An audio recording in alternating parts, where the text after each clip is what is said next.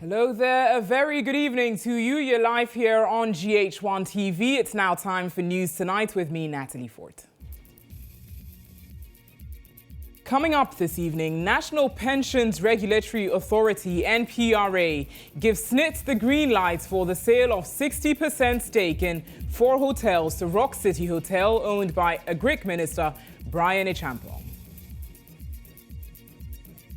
A direct decision that SSNIT should not go ahead to do anything, but then SSNIT can only go ahead when NPRA, which is the regulator within the field, had actually certified that they had seen all the documentation and the processes, and they think that. Also coming up tonight, the Inspector General of Police, Dr. George Ekufu-Dampare, has apologized to the family of Lois Abena Koranteng for insufficient engagement regarding her tragic death at a hotel and reassures that investigations are still ongoing. Later in the bulletin, court orders embattled CEO of defunct Menzgold to open defense to charges. And ahead in business, key stakeholders in the agricultural sector describe Ghana's Statistical Service reports on the performance of the sector in the 2023 multi-dimensional report as unsurprising and reflective of the country's neglect of agriculture.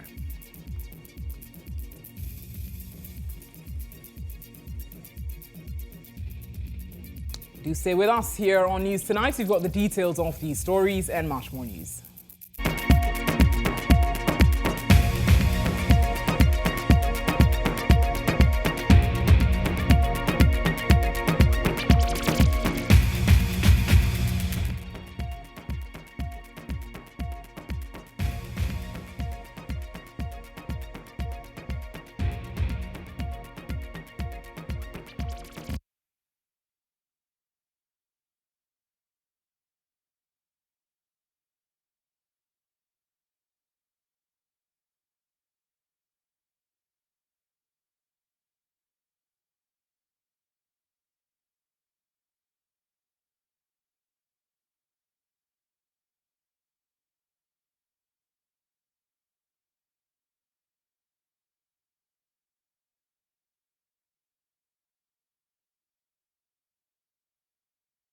You're watching News Tonight here on GHOne TV. Remember, you can watch this bulletin live all across the world on Facebook and X at GHOne TV. Let's get started tonight as Battle Chief Executive Officer of defunct Menzgold Ghana Limited, Nana Acheampong, popularly known as NAM1, has hinted of appealing the court's decision to dismiss his submission of no case after the court ordered him and his 2 companies to open their defense and answer to charges in the Menzgold case.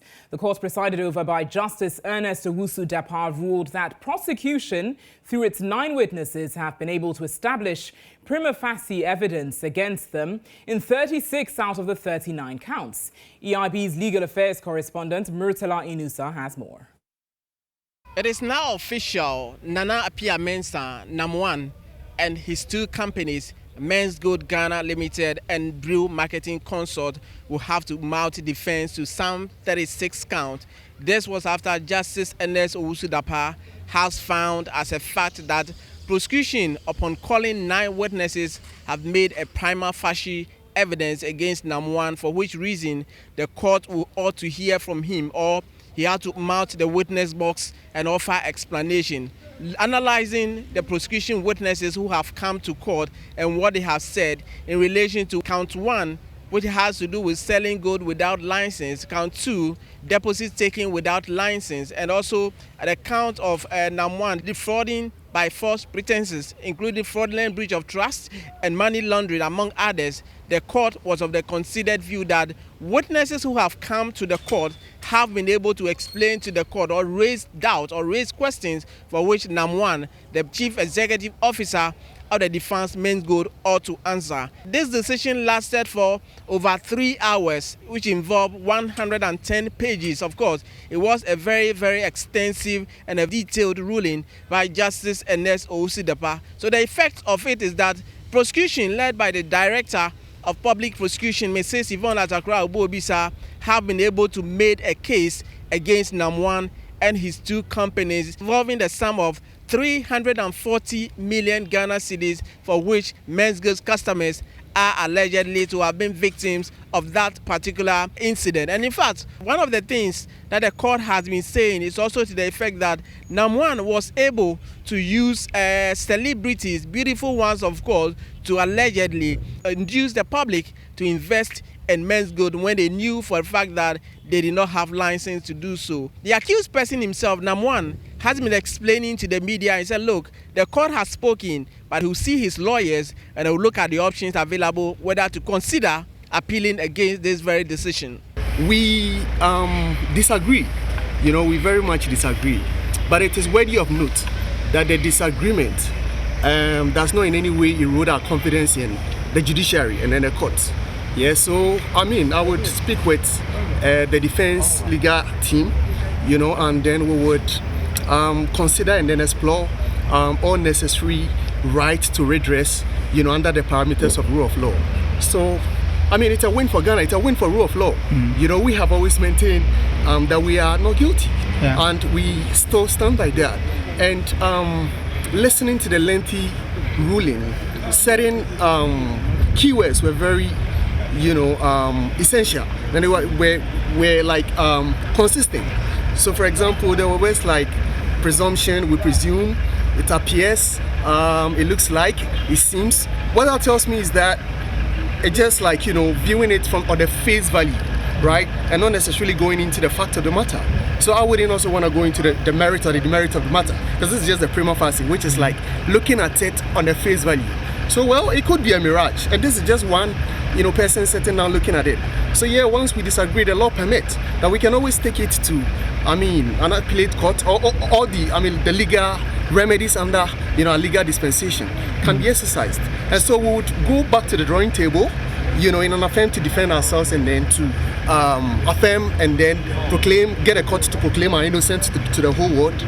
We would explore all the legal remedies, under the law. The spokesperson for the Attorney General, Isaac Wilberforce Mensah, was of the considered view that yes, prosecution have been able to make a case, and at this particular point in time, NAM1 will have to come and provide explanation to the charges leveled against him. But what has been the reaction of the customers themselves? Public Relations Officer of aggrieved Menzgold customers, Frederick Forsen, has this to say. We want to know where our money is, and the court asking him to open a defense will give an opportunity to the prosecution team to interrogate where those funds that today we heard some substantial amount of money were transferred even from marketing accounts and Menzgold to his personal accounts. We are also particularly happy about the issue of fraudulent breach of trust. As we kept on saying, those money that were transferred to xylophone accounts, which culminated in those celebrities enjoying from our sweat, we kept on asking them that they should do the needful by surrendering those property that they acquired. As it stands now, NAM1 will have to come back to court on July 23, and at that day, the court will hold a mini case management conference and give him a date to mount the witness box and provide explanation to the charges that have been leveled against him. For that we know is that NAM1 initially was on 39 counts. Prosecution abandoned 3 of them, so he was acquitted and discharged on those 3 counts, which borders on defrauding by false pretenses, because those victims made themselves unavailable for the prosecution. From the law court complex here in Accra, Mutala Inusa, GHOne. Away from the courts, let's turn to other top stories this evening, as the National Pensions Regulatory Authority, NPRA, has given the Social Security and National Insurance Trust, SSNIT, clearance to sell off 60% of its stake in 4 hotels to Rock City Hotel Limited. Now, the NPRA had earlier directed SSNIT to suspend negotiations with Rock City over the sale of 4 hotels pending further evaluation and engagement. However, answering questions on the floor of Parliament, the Minister for Employment and Labour Relations, Ignatius Bafo-Ewuah, confirmed that all due processes have been complied with. NPRA came up with a directive, but I will appreciate if my brother, my colleague, really read the directive from NPRA. It said it needed to be furnished with all information relating to the sale of the hotels, which SSNIT has since done that. So it wasn't like a direct decision that SSNIT should not go ahead to do anything, but then SSNIT can only go ahead when NPRA, which is the regulator within the field, had actually certified that they had seen all the documentation and the processes and they think that they are good to go.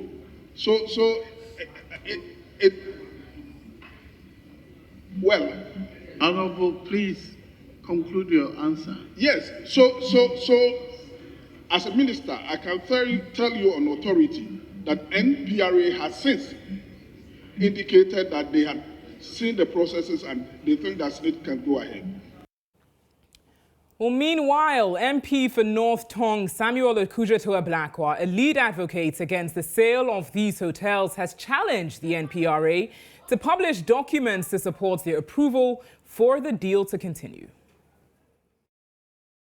We challenge the NPRA to publish the outcome of their review, if they are proud of what they have done, if their review is superior to what the transaction advisor has done, if they know they have engaged in legitimate, transparent work.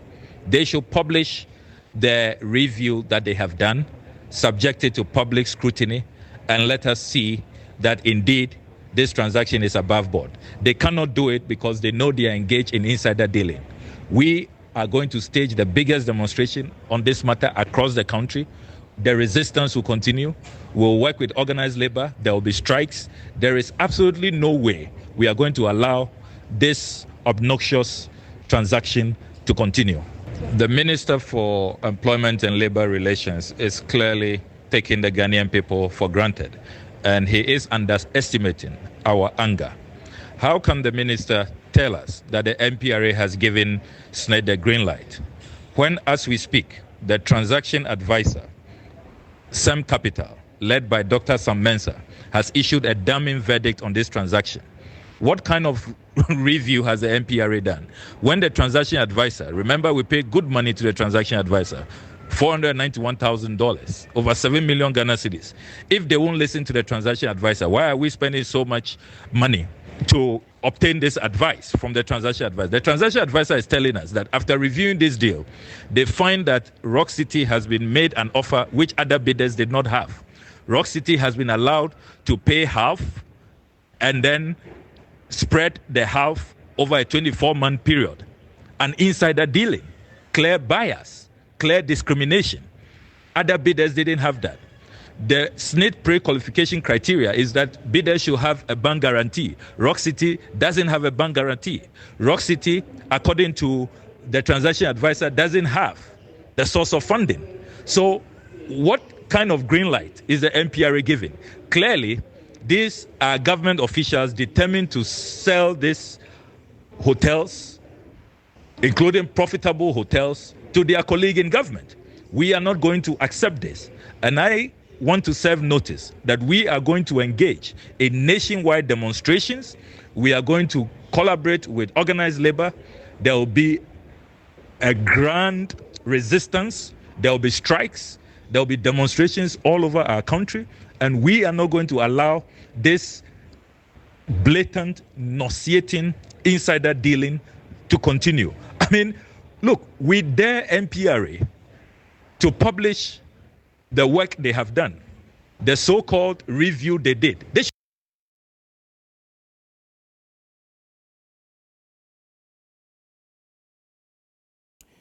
Well, we'll certainly bring you more on this developing story subsequently here on GHOne TV. In other news tonight, the Forestry Commission has apprehended a 49-year-old Chinese national, Lin Chil, involved in illegal mining known locally as galamsey in the Inyaso East Forest Reserve in the Western region. Now, the Forestry Commission staff have also immobilized 2 of the 3 excavators being used by the illegal miners. The dawn swoop on Friday, July 5, was conducted by the staff of the Bibiani Forest District of the Forest Services Division and the Rapid Response Unit following intelligence. Lin Chil and about 20 others had invaded the Mansi community portion of the Arianso East Forest Reserve. However, the rest of the galamsey operators managed to escape arrest, abandoning 3 excavators. They were guarded by heavily armed men, led by a retired military officer whose name was given as XWO Daniel Entry. The Forestry Commission staff immobilized 2 of the excavators as access to the 3rd was prevented by gaping holes around it. Lin Chi has since been handed over to the Bibiani Police Command for further investigation and prosecution. People just are belligerent. They are belligerent. Others cite livelihoods.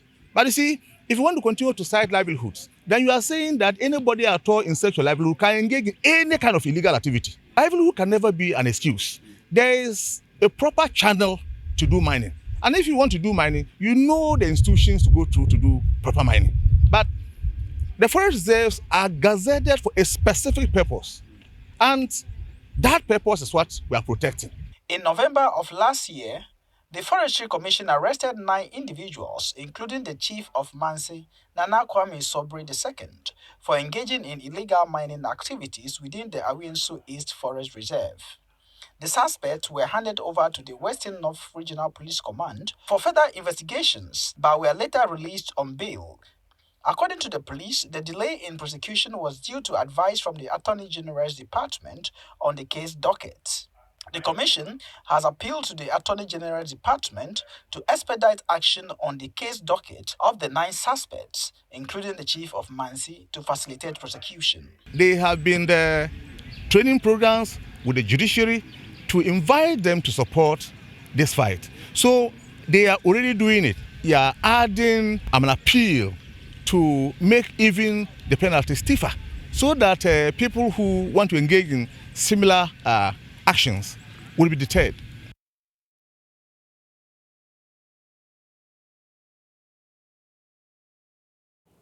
Well, let's stay on issues on illegal mining, as the Forestry Commission has petitioned the Military High Command to investigate the conduct of officers stationed at Menzgold Bibiani Limited for their alleged involvement in illegal mining activities. These officers reportedly invaded the premises of the Bibiani District Forest Services Division, threatening staff who were actively working to combat illegal mining in forest reserves. The Forestry Commission has recently intensified its efforts to combat illegal mining in forest reserves and protected areas across the country. In June this year, the staff of the Bibiani Forest District of the Forest Services Division conducted an intelligence-led operation in the Arianso East Forest Reserve, leading to the immobilization of some gold processing equipment. However, a few days after this operation, military officers assigned to provide security for Menzgold Bibiani Limited, a mining company, went to the Bibiani District Office of the Forest Services Division to threaten the staff. The officers reportedly drove a military vehicle onto the premises of the Forestry District Office, shouting the names of the district manager and his assistant and making threats to harm them. They were heard openly saying, "We shall deal with you."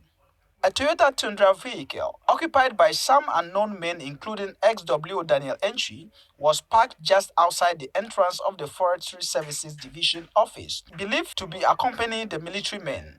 The Forestry Commission expressed astonishment at the conduct of the military men and has appealed to the Ghana Armed Forces High Command to investigate the actions of the officers posted to Menzgold Bibiani Limited. We have, on many occasions, asked for support to deter people from mining in forest reserve. We are using this opportunity again to call communities where mining takes place. Now look, there are proper channels to do mining, and that illegal mining in forest reserves is not tolerable.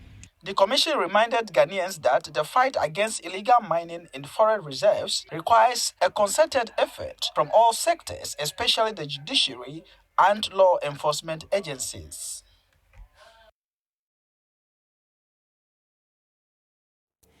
Next on News Tonight, we bring you Insight.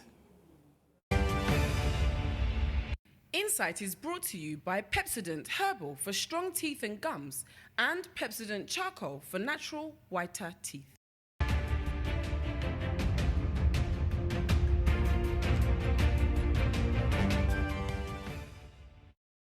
On Insights this evening, the Ghana Police Service has apologized to the family of the late Lois Abena Koranteng, a 24-year-old woman who was found unconscious in a swimming pool at a hotel in Takoradi in the Western region, for what it describes as lack of sufficient police engagement on this development.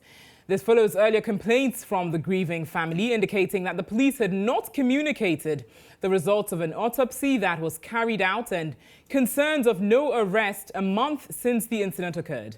The police in a statement says that the Inspector General of Police, Dr. George Akufu-Dampare, had reached out to the family of the deceased via phone, following their dissatisfaction with the seeming silence from the police service.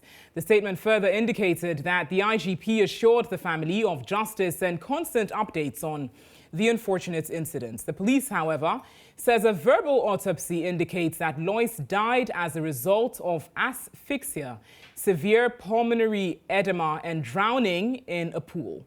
The 24-year-old engineer from the KNUST, who had been working as a business support officer with Icon Energy since 2023, embarked on a business trip with her boss and a driver to Takoradi on Friday, June 7, 2024, but was found dead on the dawn of Saturday, June 8, 2024. Meanwhile, the Chris Lord Palace Hotel, located in Anaji, a suburb of Takoradi in the Western region, where the incident occurred, also claims that their CCTV was not functioning at the time of the incident.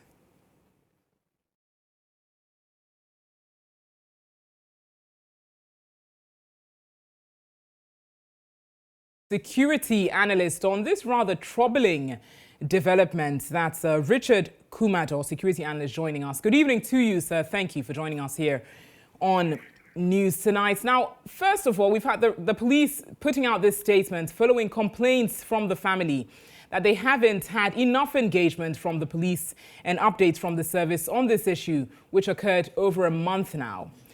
From where you sit as a security analyst, how would you say that this discourages Ghanaians when it comes to trust in the security service to deal with such issues? Definitely, the family will need some level of information and some level of care and concern, particularly when the Ghana Police Service is seen as the sole institution for crime investigation, crime prosecution, and crime prevention in that particular order. I will urge the police to have a close relationship with the family to help them through this particular period so that they could come to some level of closure. What is also important for the family to understand is that because it has to do with criminality, it goes beyond the family. It's not the state versus the suspected criminal. Right. And most times the police wouldn't want to get involved in bringing the family into the picture. But to the extent that the family hasn't got a closure, it would be appropriate that the police will spend some time addressing some of the major concerns of the family. And that is the best way to go. Very well. Now, Richard, with that being said, help us understand this issue. I mean, many are finding it difficult to comprehend with regards to the hotel. Now, they explain that their CCTV footage was not functioning at the time of the incident.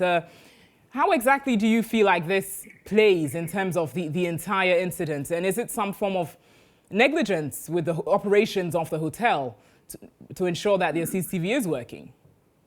No, when it comes to investigations, it goes beyond whether CCTV camera is working or it's not working. Even with the CCTV camera, people can stand at a particular angle and commit a crime, and the cameras do not pick it because every camera has a blind side. For we as investigators, or having been in the security intelligence environment for years, we can even reconstruct the crime scene and ensure that we pick out the relevant clue leading to the particular crime that has been committed. So that I think to the police or to the frontline investigators, whether the camera went on or went off is a different matter, and it wouldn't affect the investigations in any case. Right. Now, Richard, we've had some cases, similar cases, that have gone unresolved after a prolonged period of time. We have had the police service come up with this statement and the IGP speak to it as well. But do you think that the family is assured that it will be investigated and justice served? No, I think in all fairness, the police will have to conduct their exercise in an atmosphere of professionalism, right, and be very objective about it. No conclusive investigations ensure that the criminals will go undercover and they will be operating under darkness. To the extent that somebody is dead and this particular death is raising public concern, the police must speed up a little bit and ensure that they put up the loopholes and address the issue as professionally as possible. And that is the way to go. Right. Now, help us get understanding into this. Now, yes, you did mention the police relying on some forensic operations or even reenacting the crime to be able to get to the bottom of it. And in the absence of this CCTV footage available from the hotel, what other avenues can the police put in place to ensure that it's investigated effectively? No, so there are two issues here. The police will be considering what we call the manner of death and the cause of death. And that is a separate investigation on its own. Then the police will also want to be investigating the hotel because that becomes the crime scene. That is also a separate issue on the whole. There could be overlapping or there could be convergence criteria to make the two together. But the police investigators have the capacity of investigating to establish the cause of death and the manner of death, while they look at some elements that will lead to the death of the young woman at the hotel, because then the hotel becomes the crime scene. So these are the two angles they'll be looking at it. Then they may be considering some external elements where the girl was, the relationship with the boss, who else might have been available or know them to serve as a key witness in the case or provide some level of additional information to the police.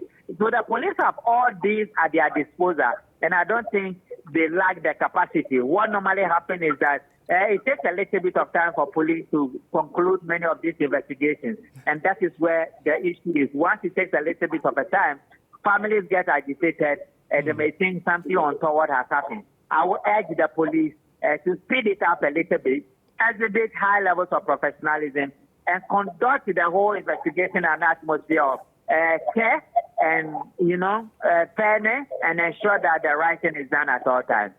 Right. And in rounding up, yes, you do mention that what adds the dynamics of this case is that she wasn't alone. She was accompanied by her boss as well as a driver. And you say that they also certainly ought to be investigated to get to the bottom of it. What further engagement would you want to be seen with the hotel specifically and some of the hotel staff as well, in as much as the CCTV report, the CCTV footage was not working at the time of the incident? No, it depends on the direction of the police, and it depends on the direction of the investigation, and it depends on what the objective of the investigation is, and it depends on the intended use of the final report. All this will have an influence as to which approach to adapt, which methodology to adapt. Then again, he also ensured how many places the police will want to touch as a crime scene. And even within the crime scene, which ones are more important, which ones are priority, and where would they want to place investigation value. And so that is the way they look at it. And I believe they have the capacity to do what is right. Richard Kumado, thank you so much for sharing your insight on this issue. Security analyst joining us there. Now, you should be aware that we have established contact with the family and been engaging with them, although they're unable to respond to it currently. We'll certainly bring you more on it subsequently as we further engage them here on GHOne TV. This wraps up Insights for tonight. You're watching News Tonight here on GHOne TV. Let's turn to some other stories this evening. 5.8 million Ghanaians are at risk of contracting onchocerciasis, also known as river blindness, whilst a total of 440,000 people are likely to be infected as well with lymphatic filariasis, also known as elephantiasis. Now, in an effort to eliminate this by 2030, the Ghana Health Service will from Monday, July 15, commence a mass drug administration in 77 districts within the country.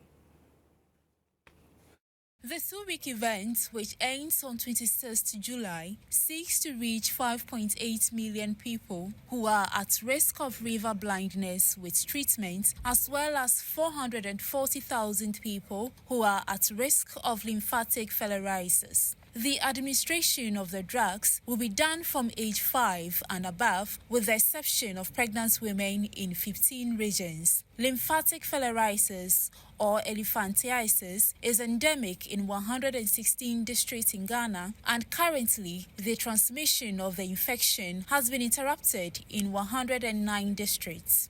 The main strategy for this control and elimination of lymphatic filariasis includes, as I said earlier, stopping the spread of the infection through a large-scale annual treatment of all eligible people in an area or region where infection is present, and alleviating the suffering caused by the lymphatic filariasis through the provision of recommended essential package of care.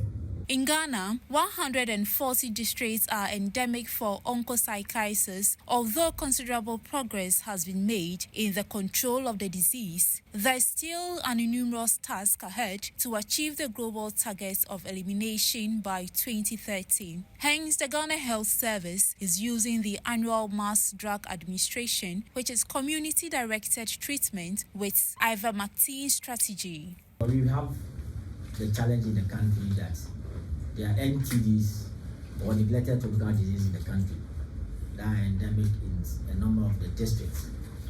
And some of them, particularly for onchocerciasis and lymphatic filariasis, we've been doing this annual MDAs, whereby we give tablets to persons in several communities. The idea is that we need to be able to sell the message for people to buy into it. We need to appreciate why we need to do it. So we normally have these annual meetings to make sure that the community or the population is aware of what it is. So this year is, I would say, is the beginning of a cycle that are going to start. And we think that the Ghanaian will get to know of it where the media is fully much involved. You've helped us in the past, and we think that this year you also help us to achieve it. There's a lot of competing interests in the country. Politics, sports, but we think that health is also premium. And we want you to use this forum to let the Ghanaian appreciate that health is well. And so that we know how best they can appreciate it. It's not easy to take medicines, but when you know the importance of it, then you take it. So that's how come we invited you here today, to help us as partners in the fight to address NTDs. There have been a lot of successes in the fight against NTDs. And we think that we can win the fight against onchocerciasis and lymphatic filariasis. So you are welcome once again to our conference room on behalf of the Director General. The two-week event will start from 15th July to 26th July 2024 through its neglected tropical disease program. You're watching News Tonight here on GHOne TV. Do stay with us. We bring you more news shortly. You're welcome back to News Tonight here on GHOne TV. Now, with less than 6 months to the 2024 general elections, EIB Network remains your election hub. Let's take some election-related stories next. As campaign season heats up, political tensions in Ghana is escalating. The New Patriotic Party's flag bearer, Dr. Mahamudu Bawumia, has thrown a challenge to his main rival, the flag bearer of the National Democratic Congress, NDC, John Dramani Mahama. Dr. Bawumia has called for a high-stakes debate live, asserting that it's the best way for Ghanaians to see who truly deserves to lead the nation. I am looking forward to a debate with John Mahama on the economy, on the country, on the governance. But I'm afraid that he's running away from a debate. He doesn't want to debate because he knows I'll expose the emptiness of his policies. He says he has a 24-hour economy that he cannot explain. It's as empty as an empty barrel. When we meet mano a mano, we can debate and the country will see where our policies lie. And that is where we should go. We should give the country an opportunity to listen to us.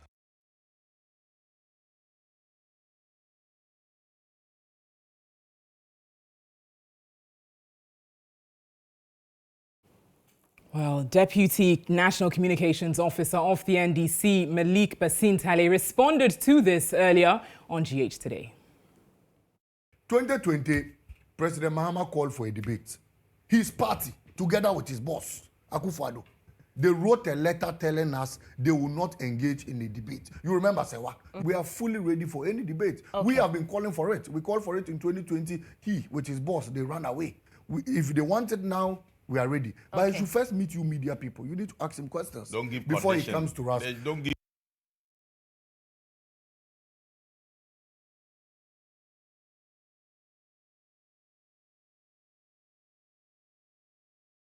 We'll see if John Dramani Mahama will give him a debate. More on that subsequently. We've got business news next on News Tonight. In business this evening, key stakeholders in the agricultural sector have reacted to the Ghana Statistical Service report on the performance of the agricultural sector in the 2023 multi-dimensional report, describing it as unsurprising and reflective of the country's neglect of agriculture. According to them, the report serves as a significant indictment of Ghana's investment in agriculture and could deter the youth from pursuing careers in the sector. My colleague Rosamond Akuoko-Ejete has more in this report. According to the Ghana Statistical Service's multidimensional poverty report, households headed by individuals working in the agricultural sector recorded a poverty rate of 34.3%, making them poorer than those in the industry and service sectors. The report explains that the agricultural sector is more than 5.5 times poorer than the services sector and about 3.8 times worse off than the industry sector. Reacting to the report, the General Secretary of the Ghana Agricultural Workers Union, Edward Caraway, told GHOne News that the report is a verdict on the failure of Ghana's policies and its inability to manage the economy, particularly agriculture. For the past 4 years, agricultural production has been so bad that food inflation has been dominating the national inflation. Sometimes even up to 50% or more of national inflation. So the report coming from the Statistical Service, again, is a verdict of the failure of our policies and then our inability to manage our economy. The executive director of the Peasant Farmers Association of Ghana, Bismarck Norte, said the report sheds a grim light on the future of agriculture, indicating that the sector will not be attractive to the youth due to the high cost of production and investment. He also predicted that the figures in the next report from the Statistical Service will be worse. The issue of agricultural infrastructure is key, and it's important that we have the right investment in that. Let's invest in irrigation. It will get a lot of people to readily go into agriculture. Let's invest in the production systems. How do we ensure that the cost of agricultural inputs are low? Because currently, farmers cannot afford to purchase the cost of inputs. Currently, if you even compare from 2021 to now, the average cost of production have increased by more than 600%. The stakeholders urge the government to prioritize agriculture by addressing the issues affecting the growth in order to alleviate poverty among farmers in the country.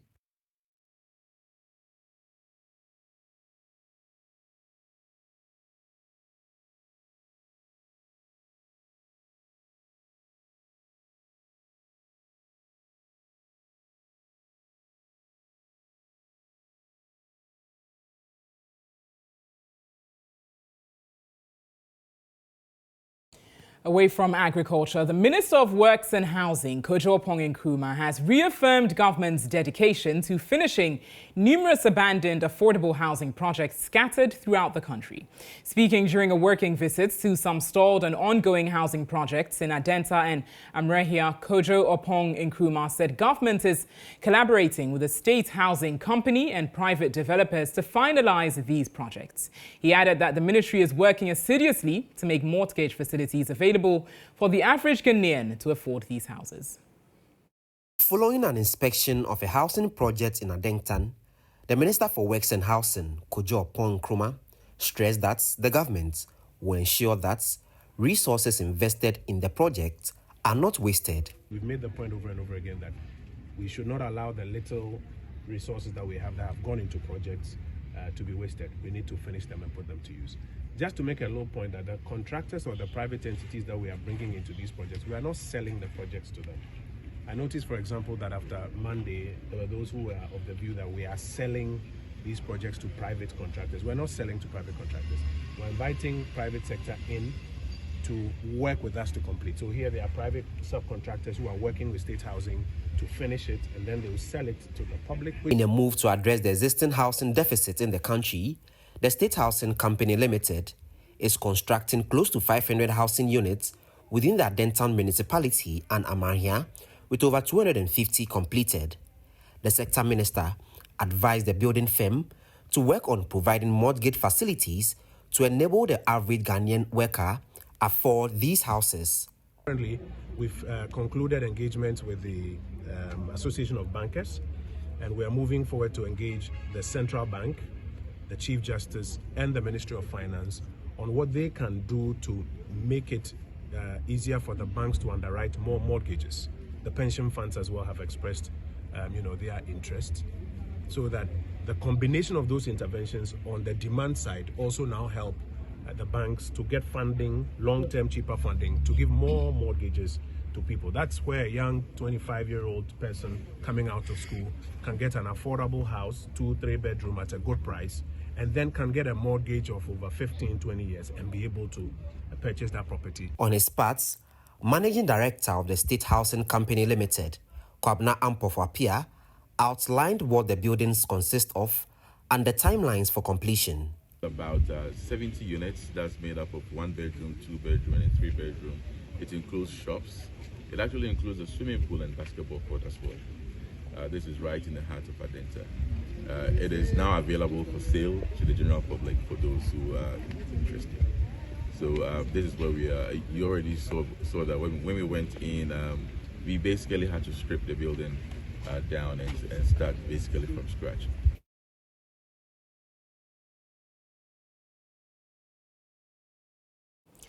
That's all the business news we've got for you this evening. Do stay with us. Sports news is up shortly. In sports news this evening, Ghana FA Cup champions Insufficient FC have been drawn against TP Elect Sport of Chad in the first preliminary round of the CAF Confederation Cup. Well, free night calls will certainly be missed by many, especially couples. That's how we draw the curtains on News Tonight this evening. Please do visit our website, starfm.com.gh, for lots more local and international news. The bulletin was produced by Hanan Adam. I'm Natalie. Have a good evening.